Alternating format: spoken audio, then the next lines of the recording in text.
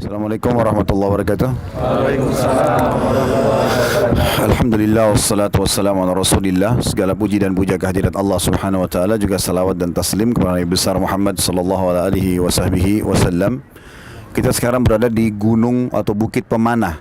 Disilakan dengan Bukit Pemanah karena Nabi sallallahu alaihi wasallam pada saat terjadi perang Uhud di tahun 3 Hijriah di hari Sabtu, pada saat orang-orang Quraisy berusaha untuk menyerang Madinah setelah mereka merasa terpukul dan tersakiti tahun 2 Hijriah, setahun sebelumnya dikalahkan di perang Badr. Dan di waktu itu pasukan muslimin 314 orang mengalahkan 1000 pasukan Quraisy, dan hampir seluruh tokoh-tokoh besar mereka meninggal terbunuh kecuali sebagian kecil. Yang sempat selamat Abu Sufyan karena tidak ikut berperang, dan memang tinggal dia sendiri yang dituakan, sisanya adalah anak-anak muda. Di tahun 3 Hijriah ini mereka masuk ke atau mendatangi kota Madinah. Tepatnya di depan kita ini, di depan saya, ini adalah arah kota Madinah. Di zaman dulu ini kota Madinah ini. Dan di sini dulu ada pintu gerbang. Ada pintu gerbang besar seperti benteng ya. Jadi lokasi kita sekarang ini di luar daripada pintu gerbang. Perbatasannya adalah lembah yang ada di depan, yang ada jembatan itu perbatasannya. Di sebelah kiri saya ini Gunung Uhud yang sudah saya jelaskan tadi di bus. Ini Gunung Uhud dan dia cukup besar lingkarannya ya, dan salah satu dari gunung-gunung surga. Serta di sebelah kanan saya arah gunung, lihat ada bangunan di atas gunung enggak? Ya, itu istana raja. Kalau raja-raja Saudi datang ke Madinah, maka mereka tinggal di sana. Dan kalau ditarik garis lurus ke arah sana, kita akan temukan di sana adalah kota Mekah. Nah, berarti secara peta pasukan Quraisy datang dari arah sana sampai tiba di lokasi parkiran di bawah kita ini. Tujuan mereka adalah ingin menyerang Madinah. Dan Madinah pintu bentengnya ada di depan sini tadi, sebagaimana saya katakan ya. Itu tepatnya terjadi di hari Sabtu tahun 3 Hijriah. Dan pada saat itu Nabi alaihissalatu wassalam mendapatkan informasi wahyu kalau Quraisy sudah keluar. Jadi bukan baru mau membentuk pasukan, tapi sudah keluar dan sudah mendekati Madinah. Maka Nabi SAW bermusyawarah dengan para sahabat. Ini ada kejadian seperti ini, Quraisy mau keluar, bagaimana pendapat kalian? Ada di antara sahabat yang mengatakannya, Rasulullah, kita keluar saja lawan ya, terutama yang mau keluar melawan ini, yang belum sempat ikut di perang Badar. Mereka mendapatkan informasi di perang Badar turun para malaikat membantu kaum muslimin. Mereka dapatkan informasi para syuhada yang meninggal, Nabi SAW jamin bagi mereka surga. Tokoh-tokoh Quraisy terkalahkan, banyaknya ghanimah, harta rampasan perang didapatkan. Maka mereka termotivasi ingin juga berperang. Maka kelompok ini mengatakannya, Rasulullah, kita keluar saja hadapin. Ada juga kelompok yang mengatakan tidak, kita tinggal aja di Madinah dalam benteng, karena Quraisy sudah dekat. Kalau dalam benteng Quraisy nggak bisa buat apa-apa. Kalau mereka mengepung, kita lemparin anak panah, lemparin tombak, selesai, gitu kan? Termasuk pendapat yang keduanya didukung oleh Nabi SAW. Nabi sendiri maunya begitu. Udah kita di benteng Madinah aja, nggak usah keluar. Tapi karena banyaknya sahabat yang ingin sekali keluar, akhirnya Nabi SAW menerima pendapat mereka. Tapi Nabi ingatkan, Nabi mengatakan, saya telah bermimpi semalam. Saya melihat ada retakan di pedang saya. Lalu saya melihat ada sapi yang disembeli, dan saya melihat saya masuk ke dalam sebuah benteng yang kokoh. Maka para sahabat mengatakan, ya Rasulullah, apa takwil mimpi itu? Kata Nabi SAW, kalau yang pertama, ada beberapa sahabatku yang akan terbunuh, retakan pedang itu. Kemudian yang kedua, ada sapi yang disembeli, adanya kerabatku yang sangat dekat yang akan terbunuh. Dan yang ketiga, benteng yang kuat adalah kota Madinah. Tapi para sahabat terus mengatakan, ya Rasulullah, kami ingin keluar.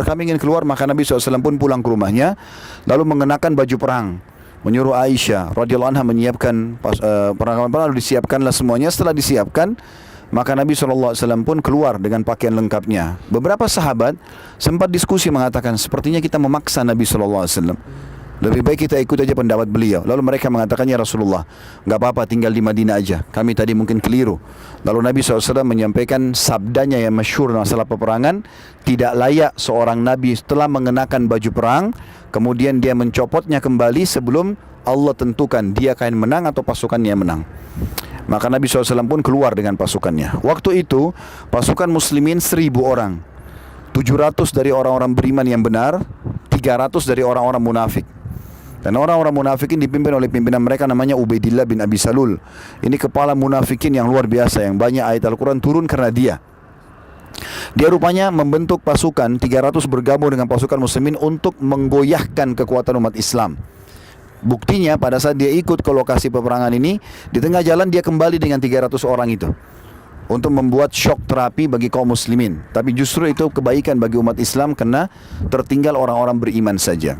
Nabi SAW akhirnya keluar dari pintu gerbang ini karena pasukan Quraisy sudah dekat dan terlihat. Dan kalau langsung keluar dari sini, Quraisy bisa mengejar dan bisa-bisa pintu gerbang Madinah terserang.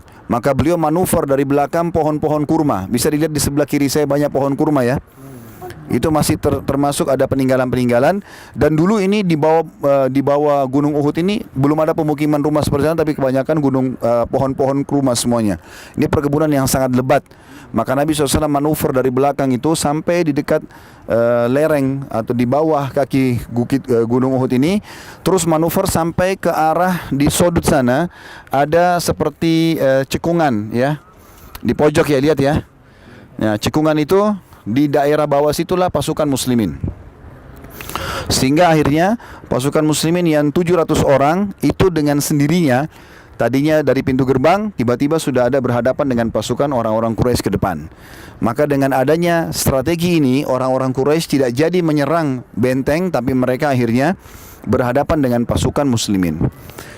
Sebelum pasukan Quraisy juga mendekat, Nabi SAW memilih strategi perang. Salah satunya adalah sebabnya kita naik ke bukit ini, beliau meletakkan 50 pemanah di bukit ini. Dan Nabi SAW titip pesan, jangan turun dari bukit ini, baik kami kalah atau kami menang. Tidak boleh turun sama sekali. Dan ini wasiat Nabi SAW dipegang erat oleh pimpinan dari 50 pemanah bernama Abdullah bin Jubair radhiyallahu anhu. Yang jelas 50 pemanah ini kalau pemanah seperti sniper sekarang ya. Bahkan di zaman dulu ahli-ahli panah itu bisa melepaskan satu kali bidikan bisa 2 sampai 3 anak panah. Dan itu berarti bisa mengena sasaran 2-3 orang. Jadi walaupun ribuan orang, kalau 50 orang melempar anak panah, satu anak panah saya satu orang berarti bisa 50 langsung mati kan gitu. Kalau 1000 pun kebetulan waktu itu pasukan Quraisy 3000 orang ya. Itu tetap juga bisa habis. Itu satu sisi strategi perang muslimin. Strategi perang orang-orang Quraisy, waktu mereka melihat ada 50 pemanah di sini, karena kelihatan kayak kita di atas sini orang dari jauh bisa lihat, gitu kan? Maka mereka menyendirikan dari 3000 pasukan 200 orang dipimpin oleh Khalid bin Walid. Waktu itu belum masuk Islam radhiyallahu anhu. Dia sembunyi di lembah itu yang ada jembatan itu, ya. Dulu agak curam ke dalam. Maka mereka sembunyi di sana supaya tidak kelihatan. Tujuannya mereka memantau peperangan dari jauh, dan kapan ada kesempatan mereka harus menyerang bukit pemanah ini. Nah, bukit pemanah ini kekuatan umat Islam. Tapi yang jelas pasukan Quraisy itu datang dan mereka waktu itu luar biasa. Mereka mengajak semua wanita-wanita mereka, penari-penari, minuman-minuman khamar, minuman keras, gendang-gendang, harta yang banyak untuk menggiurkan para prajurit supaya mereka semangat untuk membalas dendam kekalahan di perang Badar. Pada saat itu, di zaman itu, peperangan itu dianggap atau pasukan dianggap masih kuat kalau mereka masih punya bendera yang bisa diangkat. Ya. Kalaupun tinggal satu orang prajurit tapi bendera masih berdiri, berarti mereka masih kuat. Walaupun ribuan orang kalau bendera jatuh berarti kalah. Seperti itulah. Waktu mau terjadi peperangan di perang Badar tahun 2 Hijriah, orang-orang kafir Quraisy ini dipermalukan dengan perang duel. Jadi keluar kesatria mereka lalu hadapin kaum muslimin, kalah. Terus begitu, peperangan pun kalah. Maka sekarang mereka sudah tidak mau lagi duel. Mereka mau langsung peperangan, gitu kan? Nah, pada saat itu 2.800 pasukan Quraisy melawan 650 pasukan muslim. Dari 650 ini tentu saja ada Nabi SAW di bagian belakang. Nabi SAW tidak ikut di kancah peperangan, tapi bagian belakang menginstruksikan sahabat untuk melakukan apa saja. Waktu itu ada beberapa sahabat mengambil inisiatif. Di antaranya ada 4 orang sahabat yang masyhur, Hamzah bin Abdul Muttalib, paman Nabi SAW. Ada Ali bin Abi Thalib, sepupu Nabi SAW. Ada Zubair bin Awam, sepupu juga Nabi SAW. Dan ada Asim, ya. Ini seorang sahabat Nabi juga masih punya hubungan kerabat dengan Nabi SAW. Mereka sepakat 4 orang ini untuk menyerang pemegang bendera Quraisy, dengan tujuan kalau bendera jatuh maka sebanyak apapun pasti mereka kalah. Terjadilah peperangan yang besar-besaran pada saat itu dengan pecikan takbir segala macam, 650 lawan 2.800. Dan akhirnya pasukan Quraisy yang memegang bendera dari suku Abdiddar, ada 11 orang mereka sudah sepakat sampai mati harus mempertahankan bendera. Maka dibunuhlah pemegang bendera pertama oleh Hamzah. Terus pemegang bendera kedua memegang, dibunuh lagi 3, 4 sampai 11 kali jatuh, sampai 10 kali atau 11 kali jatuh. Dan ke-11 orang itu semuanya terbunuh. Semuanya terbunuh. Nah, karena semuanya terbunuh 11 orang itu, maka bendera Quraisy jatuh. Nah, pada saat jatuh tidak ada lagi yang berani mengambil karena ke-11 orang itu tergeletak semuanya jatuh di dekat bendera. Maka orang-orang Quraisy kocar-kacir pada saat itu. Mereka kocar-kacir, ditambah lagi dalam hitungan menit saja 50 pemanah melepaskan 50 anak panah, 50 anak panah, terus begitu. Dan satu orang prajurit pemegang panah itu bisa menaruh di kotaknya, di cemetinya itu sekitar 100 anak panah. Jadi dia bisa membunuh banyak sekali orang, gitu kan. Maka pasukan Quraisy hanya kocar-kacir. Kata para sahabat, di awal kancah peperangan kami menyaksikan dengan mata kepala kami pasukan Quraisy terkocar-kacir sampai mereka meninggalkan kaum wanita mereka. Biasanya orang-orang Arab itu sangat menghormati kaum wanita. Mereka tidak akan mungkin meninggalkan sampai mereka mati semuanya. Tapi ini saking kocar-kacirnya sampai para wanita mereka pun tertinggal dan tidak bisa melarikan diri lagi, dan seluruh harta ditinggalkan. Maka muslimin, ada yang 650 orang pasukan ini, sebagian besar itu pergi menyerang, mengejar untuk menjadikan mereka tawanan perang. Ya, sekitar 40-50 orang sibuk mengumpulkan harta rampasan perang, pedang, perisai, segala macam. Dan ini hukumnya dalam agama, dikumpulkan, kemudian nanti panglima perang yang akan membaginya. 1/5 dikembalikan kepada pemerintah, kalau kita sekarang zaman dulu kepada Allah dan Rasulnya. Kemudian 4/5 dibagi kepada para mujahidin. Jadi tidak boleh orang mengambilnya, karena mengambil harta rampasan perang tanpa izin panglima perang ini berarti pencurian dan pengkhianatan. Ada seseorang pernah mati, terbunuh, kena panah. Kemudian orang-orang mengatakan di medan perang dia masuk surga. Kata Nabi SAW, tidak, dia di neraka. Karena di kantongnya ada sapu tangan yang pernah dia ambil, belum dibagi dalam harta rampasan perang. Jadi nggak boleh diambil sama sekali. Ringkas cerita adalah pada saat itu rupanya yang 50 pemanah di sini ada 43 orang tergoda untuk ikut mengumpulkan harta rampasan perang. Mereka diingatkan oleh imam mereka Abdullah bin Jubair al-Anhum, mengatakan jangan turun. Rasulullah SAW ingatkan kita, menang atau kalah jangan turun, kecuali ada instruksi dari Nabi SAW. Mereka bantah, kan tidak ada lagi musuh, sudah lari, nggak ada, nggak kelihatan, seperti ini kosong lompong, nggak ada lagi musuh. Bendera sudah jatuh, korban mereka banyak, maka kita turun bantu. Akhirnya mereka membangkang, 43 orang turun semua, sisa 7 orang. Yang terjadi, pasukan 200 Quraisy di lembah ini adalah yang Khalid bin Walid melihat keadaan itu, maka mereka manuver dari bawah naik ke bukit ini, dibunuhlah yang 7 orang itu. Terbunuhlah sahabat yang 7 orang ini. Jadi kekuatan muslimin di sini mati. Nah, 200 penunggang kuda. Kuda ini zaman dulu ya kuat sekali, sama dengan kita sekarang tank. Jadi kuda-kuda yang dipakai berperang bukan kuda yang biasa dipakai dipelihara biasa. Kuda ini dilatih menendang, nyeruduk dengan kepalanya, menggigit, bisa menyerang, gitu kan. Bahkan kadang-kadang ada kuda yang ditaruh di bagian kepalanya kulit diikat, dan itu ada seperti tombak yang bisa menusuk musuh. Jadi sangat kuat, gitu kan, kuda-kuda ini. 200 penunggang kuda ini sama dengan 200 tank. Maka mereka manuver dari belakang setelah bunuh 7 orang sini, lalu mereka kembali menyerang 40 orang juga yang menyimpulkan harta rampasan perang, lalu kembali mendirikan bendera Quraisy. Yang terjadi adalah dari 2000 pasukan yang lari, mereka lihat dari jauh bendera berdiri, dan mereka tahu masih ada 200 orang pasukannya, maka yang 2800 itu kembali. Ada beberapa jadi korban, tapi masih 2000 lebih sekian itu kembali akhirnya. Nah, terjadilah kekacauan di tengah-tengah pasukan muslimin. 650 itu banyak sekali korbannya. Ya, terkorban kurang lebih 60-70 orang dari sahabat terbunuh semuanya pada saat itu. Dan pada saat itu di antara korban adalah Hamzah bin Abdul Muttalib, paman Nabi SAW. Karena beliau sibuk mengejar 2800 itu, maka pada saat pasukan itu kembali, maka mereka takut, khawatir jangan sampai Nabi SAW terserang, mereka pun terpukul mundur. Terjadilah pada saat itu peperangan, tapi dari dua sisi. Umat Islam diserang dari depan dengan 2000 lebih, dari belakang 200 lebih, gitu kan. Nah, dari 200 ini juga ada beberapa orang di antara mereka itu yang sengaja mencari lokasi Nabi SAW. Di antaranya dikenal Ibnu Qami'ah. Jadi perlu saya rentet lagi historinya. Ada satu orang di Madinah, waktu Nabi SAW mau hijrah ke Madinah, itu bernama Abu Amir Al-Fasiq, disilakan dengan Al-Fasiq. Fasik ini orang yang buruk. Dia rupanya hampir dinobatkan menjadi raja Madinah sebelum hijrah Nabi SAW. Waktu Nabi SAW hijrah, orang-orang Madinah nggak ada yang mau milih dia jadi raja karena dia masih kafir. Dan mereka tahu Nabi SAW adalah raja sekaligus Nabi kan. Dia sakit hati, dia pergi ke negeri Syam, lalu dia atur strategi sama teman dia namanya Ubaidillah bin Abi Salul, kepala munafikin Madinah, untuk mengatur tipu daya, mengacaukan umat Islam, ya kan gitu. Dia dari jauh. Nah, di antara yang dia lakukan adalah dia menggali lubang-lubang banyak di tempat yang Nabi SAW bertahan itu. Jadi hampir di sekitar seluruh pohon kurma ini dibuat lubang-lubang lalu ditutup dengan pelapa-pelapa kurma.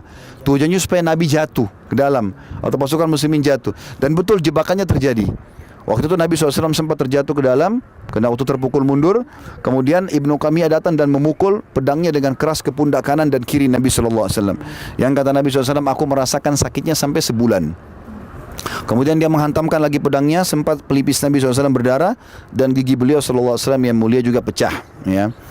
Tapi ada beberapa sahabat yang sempat kembali. Yang paling masyhur sahabat yang punya peran besar adalah Talha bin Ubaidillah radhiyallahu anhu. Ini salah satu dari 10 sahabat yang dijamin masuk surga. Talha bin Ubaidillah. Kata Abu Bakar, sungguh Uhud adalah harinya Talha. Karena Talha bin Ubaidillah datang, waktu itu kebetulan dia sendirian, dia lihat Nabi SAW jatuh, maka dia menyerang Ibnu Qami'ah. Kemudian dia menyerang semuanya yang berusaha menyerang Nabi SAW, sampai badannya semua penuh dengan anak panah.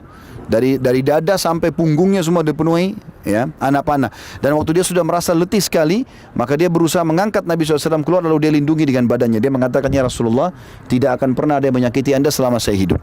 Maka kebetulan di pipi Nabi SAW waktu dihantam pedang oleh Ibnu Qami'ah, sempat ujung topi besi itu menusuk di pipi beliau dan ada pecahannya. Maka Talha pun menarik dengan giginya sehingga gigi Talha tanggal, jadi jatuh giginya. Dan kata para sahabat, kami melihat Talha sangat tampan sebelum Uhud, dan kami melihat Allah berikan ketampanan ekstra setelah Uhud, walaupun setelah giginya jatuh gitu kan. Artinya Allah SWT berikan dia kelebihan. Yang jelas waktu itu Talha bin Ubaidillah sampai pingsan. Datanglah beberapa sahabat, diantaranya Ali bin Abi Thalib dan sahabat Nabi yang lain, berkumpul semuanya. Lalu bendera muslimin diangkat, diberdirikan. Kemudian mereka mundur bersama Nabi SAW menuju ke Gunung Uhud. Dan Nabi SAW suruh sahabat naik ke Gunung Uhud. Nah, waktu itu, waktu sahabat lagi naik ke Gunung Uhud, maka orang-orang Quraisy melihat tinggal jenazah sahabat saja di sini. Maka mereka melakukan mutilasi, ya. Di antaranya Hamzah. Yang Hamzah radhiyallahu anhu sempat dibelah dadanya, dipotong hidungnya, dicoret-coret badannya, ya. Karena rupanya ada dua orang yang sangat dendam dengan Hamzah. Yang pertama Hindun, ya, yang kedua itu subhanallah saya lupa namanya, satu orang lagi. Yang jelas ini Hindun yang sangat besar pengaruhnya, karena dia melihat ayahnya, pamannya dan kakaknya terbunuh di Badr itu di tangan Hamzah, ya. Maka dia pun merasa dendam. Dia meminta kepada Wahsy, salah satu budak kulit hitam, mengatakan, Wahsy, kalau kau membunuh Hamzah, saya akan berikan kamu emas begini dan begitu. Maka Wahsy pun juga dibilang sama majikannya, kalau kau berhasil membunuh Hamzah, maka saya akan membebaskan kamu. Maka Wahsy pun akhirnya membunuh Hamzah.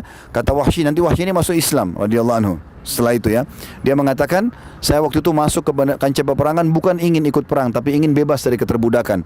Maka saya cuma target Hamzah, dan dari jauh saya melempar tombak tersebut sampai kena ulu hatinya dan tembus ke belakang. Tapi saking kuatnya Hamzah ini radhiyallahu anhu sangat kuat secara fisik. Beliau tinggi besar, dan cirinya kalau beliau berburu dengan singa. Beliau berburu singa. Dan beliau pikul singa dengan tangan kirinya atau tangan kanannya di pundaknya, ya. Jadi saking kekarnya. Makanya kata Wahsy, waktu dia sudah kena tombak pun Hamzah tetap mengejarku, gitu kan. Dan aku yakin aku akan dibunuh di tangannya, padahal tombak itu melekat di ulu hatinya, tembus ke belakang. Tapi karena subhanallah kuatnya tekanan tersebut, sampai akhirnya Hamzah jatuh terbunuh mati syahid radhiyallahu anhu pada saat mendekati Wahsy. Pada saat itu teman-teman sekalian terjadilah beberapa orang yang dimutilasi dan beberapa syuhada Uhud. Kita akan datangi tempat mereka, itu di belakang kita sebelah kanan. Kalau lihat kotak, kalau yang teman-teman di sana tidak kelihatan, nanti kita turun ke bawah sebentar, ada kotak dibuat oleh kerajaan Saudi. Tentu tidak ditentukan di mana titik kuburannya, karena sahabat berserakan di situ. Syuhada Uhud semuanya ditaruh di situ. Dan subhanallah, seperti yang Nabi SAW sampaikan, kalau syuhada tidak akan dimakan jasadnya oleh tanah. Pernah terjadi di zaman Muawiyah radhiyallahu anhu, kurang lebih 50 tahun setelah kejadian perang Uhud. sempat masyarakat Madinah minta agar dibuat saluran air untuk menuju Madinah dari sini. Kebetulan ada mata air di dekat kuburan ini. Maka Muawiyah pun suruh menggali kuburan para syuhada untuk ditata kembali. Waktu mereka gali, mereka masih mengenal, karena Muawiyah mengenal Hamzah, mengenal para sahabat. Ini para sahabat masih hidup. Maka digalilah, mereka temukan jenazah mereka masih utuh. Ya, bahkan kaki Hamzah radhiyallahu anhu sempat tersentuh dengan kampak dan mengeluarkan darah. Ya. Kemudian juga ada sahabat yang mulia di sini mati syahid selain Hamzah. Hamzah tentu adalah pemimpin syuhada. Ya. Kemudian ada juga Abdullah bin Haram radhiyallahu anhu. Ini orang yang sangat mulia, jarang orang tahu kisahnya. Tapi dia sudah bertekad dan minta sama Allah di malam sebelum terjadi Uhud, ya Allah, jangan kau kembalikan saya kecuali dalam keadaan syahid. Maka dia pun terbunuh. Orang pertama terbunuh di perang ini, dia dengan iparnya namanya Amr bin Jamuh. Dua-duanya terbunuh mati syahid. Dan kata Nabi SAW kepada anaknya Abdullah Ibn Haram, yaitu Jabir bin Abdullah radhiyallahu anhu, mengatakan, hai Jabir, dia sedih ayahnya meninggal. Kata Nabi SAW, jangan kau sedih. Apakah kau tahu apa yang terjadi dengan ayahmu? Kata Jabir, tidak ya Rasulullah. Kata Nabi SAW, semua orang diajak bicara oleh Allah yang mati syahid di belakang hijab kecuali ayahmu. Dan Allah pun berkata kepadamu, mintalah wahai hambaku. Maka ayahmu mengatakan, aku tidak tahu harus minta apa lagi ya Allah setelah engkau memberikan aku karunia ini semua. Maksudnya masuk surga tanpa hisab. Orang syuhada tahu sudah apa yang dia dapatkan. Tidak lagi fitnah kubur, bisa selamatkan 70 keluarganya, masuk surga bersama dia, dan banyak keutamaan yang lain. Yang jelas Allah SWT terus, ya, kata Nabi SAW, Allah terus menyuruh ayahmu untuk minta, sampai karena dia sudah tahu, dia lihat tidak ada lagi kesempatan kecuali harus minta. Maka dia pun berkata, ya Allah, kalaupun aku harus minta, akan kembalikan ruhku ke jasadku agar aku terbunuh lagi. Dan ini sesuai dengan sabda Nabi SAW dalam hadis lain, semua orang yang mati tidak berharap hidup kembali kecuali para syuhada, karena mereka bukan syuhada untuk kembali kepada istri anaknya, ya, tapi mereka mau kembali untuk terbunuh lagi, lalu kemudian hidup lagi, begitu terus. Maka ini keutamaan. Juga termasuk korban Uhud yang sangat mulia adalah Mus'ab bin Umair radhiyallahu anhu. Ini adalah orang yang sangat tampan, kaya raya di Mekah. Setelah masuk Islam, dia betul-betul serius dan dia menjadi dai Nabi SAW. Hampir satu kota Madinah masuk Islam di tangan dia. Maka dia pun pemegang bendera, lalu dibunuh oleh Ibnu Qami'ah. Ibnu Qami'ah tadi yang sempat memukul Nabi SAW, waktu dia diserang oleh Talha, dia lari. Kemudian dia lihat, waktu dia lari ke kancah peperangan, dia lihat ada bendera lagi berdiri, ternyata Mus'ab bin Umair. Saking tampannya Mus'ab, maka dia kira seperti ini Nabi. Ini pasti Nabi Muhammad SAW, karena mirip mukanya. Maka dari belakang dia memotong tangan kanan Mus'ab, lalu Mus'ab memegang dengan tangan kiri bendera, lalu dipotong tangan kirinya, lalu Mus'ab tahan dengan sisa tangannya, lalu ditusuk badannya, hanya meninggal. Maka Ibnu Qami'ah sebarkan informasi bohong. Dia mengatakan, aku telah membunuh Muhammad. Maka informasi ini menyebar di kancah peperangan seperti virus, sampai membuat para sahabat sempat down pada saat itu. Mereka merasa terpukul. Di antaranya Umar bin Khattab sendiri mengatakan, aku tiba-tiba terduduk di tanah, kemudian melepaskan pedang, dan aku merasa sudah tidak ada lagi harapan. Sampai lewat seorang sahabat, ya. Sahabat ini kebetulan tidak sempat hadir di Badr, dan dia rindu sekali ingin mati syahid, ingin dapat apa yang didapatkan oleh para syuhada Badr. Maka dia bilang, ya Allah, andai saja masih ada peperangan dengan Quraisy dengan Nabi memulai hari ini, maksudnya setelah perang Badr, maka libatkanlah aku dan aku akan perlihatkan yang terbaik dari aku. Maka dia pun berazam untuk mati. Orang ini kemudian masuk ke dalam kancah peperangan melewati Umar. Lalu Umar mengatakan, kemana aku akan pergi? Dia bilang, ke surga. Saya sudah mencium bau surga di depan Uhud. Kata dia, bukankah, kata Umar bin Khattab bilang, ini Umar bin Khattab sangat kokoh sebenarnya. Lalu dia mengatakan, Umar bilang, bukankah Rasulullah SAW sudah mati? Kata dia, kalau Rasulullah mati, maka bangunlah untuk mati bersamanya, gitu kan. Maka akhirnya Umar pun mengatakan, tiba-tiba seperti ada semangat baru, kami pun berdiri dan kami berusaha untuk mengikutinya, tapi demi Allah kami enggak bisa mengikutinya. Dia sendirian masuk menerobos musuh, sampai selesai peperangan tidak ditemukan sepotong pun dari badannya. Ya, kecuali hanya jarinya saja ditemukan pada saat itu, dan itu pun saudaranya yang mengenal kalau ini jari kakaknya. Ini juga salah satu syuhada. Kemudian di antara syuhada yang mulia di Uhud adalah Julaibib namanya. Julaibib ini seorang sahabat yang sangat dicintai oleh Nabi SAW. Badannya kecil sekali dan wajahnya memiliki kekurangan. Sampai waktu di Madinah melamar-lamar wanita selalu ditolak, gitu kan. Dan Nabi SAW akhirnya lamarkan dia, seorang wanita mulia, dan diterima karena lamaran Nabi SAW. Julaibib ini, kata Nabi SAW waktu selesai peperangan dan Quraisy sudah mulai mau pergi, kata Nabi SAW, coba cari untukku Julaibib. Maka ditemukan oleh para sahabat, dia mati terbunuh, dan di sebelahnya ada 7 orang Quraisy yang sudah juga dibunuh sama dia. Jadi subhanallah, Islam mengajarkan kepada kita kekuatan bukan di fisik saja, tapi di jiwa, ruh seseorang. Ya, makanan ruh adalah ilmu syar'i. Kalau ilmu kuat, ruh kita kuat, maka biar jasadnya lemah, dia bisa melalui kehidupan ini. Tapi kalau ruhnya lemah, walaupun jasadnya sehat, binaragawan, dia akan lemah juga. Maka ini pelajaran besar dari Julaibib radhiyallahu anhu. Dan ada juga sahabat Nabi yang lain yang juga tidak kalah mulia adalah Handalah radhiyallahu anhu. Handalah ini dia malam Sabtu, hari Jumat malam menikah. Dia pengantin baru, kemudian dia tidak berhubungan sama istrinya kecuali habis sholat subuh hari Sabtunya. Selepas sholat subuh dia berhubungan sama istrinya dalam keadaan dia junub, terdengar panggilan jihad. Maka dia pun segera memakai baju perangnya sebelum mandi junub. Lalu dia ikut peperangan dan subhanallah terbunuh, mati syahid. Maka Nabi SAW waktu dilihat jenazah Handalah, beliau melihat lalu beliau alihkan pandangannya. Kata para sahabat, ya Rasulullah, ada apa dengan Handalah? Mereka khawatir jangan sampai Handalah tidak mati syahid. Kata Nabi SAW, tidak. Saya telah melihat istrinya dari bidadari menjemputnya. Jadi Allah SWT kirimkan pendamping dari bidadari surga untuk menjemput para ruh, para syuhada. Ya. Dan sekian orang yang subhanallah mati syahid dalam kondisi mulia semuanya pada saat itu. Dan Nabi SAW waktu kumpul jenazahnya, Nabi SAW mengatakan sesungguhnya ya syuhada ini semua sedang bicara sama Tuhan kalian Allah. Tuhan kalian Allah, dan mereka mengatakan, ya Allah, kami ingin Engkau kembalikan ruh kami ke jasad, lalu kami kembali lagi ke dunia agar kami bisa terbunuh lagi. Kata Allah SWT, sudah menjadi hukumku, tidak akan pernah bisa itu terjadi.